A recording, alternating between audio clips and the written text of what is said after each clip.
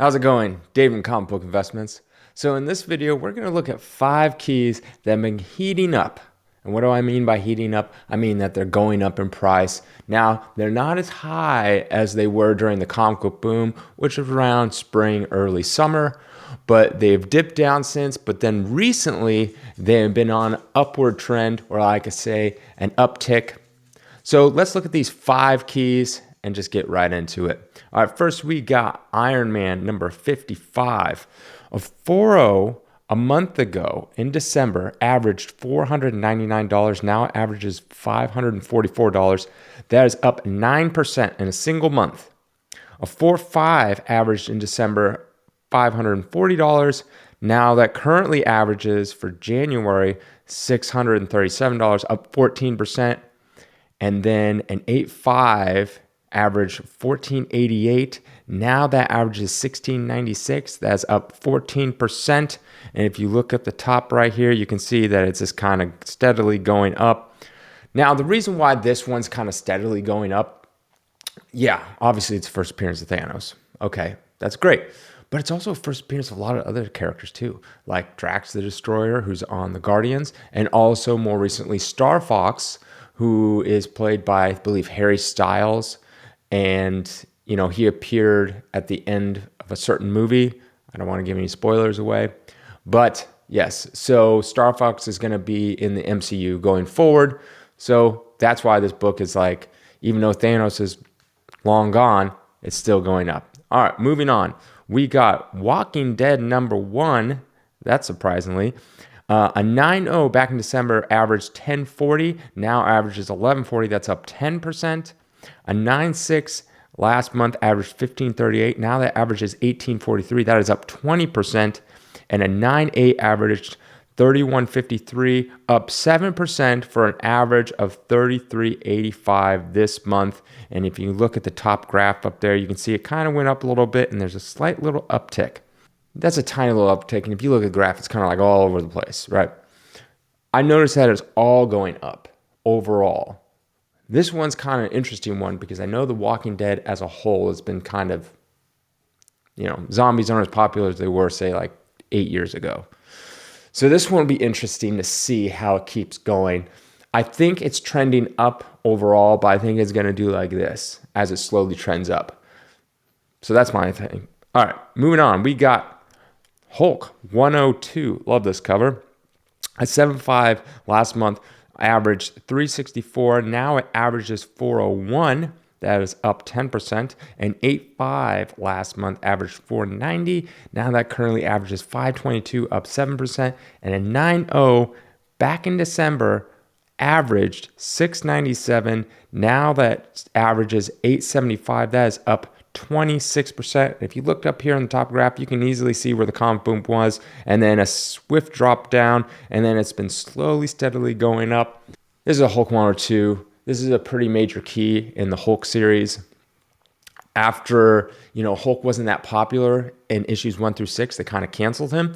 Then he appeared later in Tales to Astonish, where he proved his worth, and then they gave him his own series back again. So he was in Tales to Astonish number 59 as Versing Giant Man, and then they brought him where they did the split comic book where half was Giant Man, half was the Hulk. And then later they brought in Submariner on issue 70, whereas Hulk and Submariner. So yeah, I think this is a good solid key, and this is the type of book that will steadily go up over time. Yeah, it might have some dip years, but overall, this is one of those books that's going to go up over time. All right, next we got Journey the Mystery Annual number 1. This is the first appearance of Hercules, a 4.0. Back in December, averaged 359. Now that averages 535. That is up 49%. That's crazy amounts. And then a 4.5 average 600. Now averages 675. That's up 13%. And a 7.0 last month averaged 1080. Now that averages 1320. That is up 22%. And remember, this is in 1 month. It's jumped 22%. So obviously had a big push up from the boom, but went down and it's steadily coming back.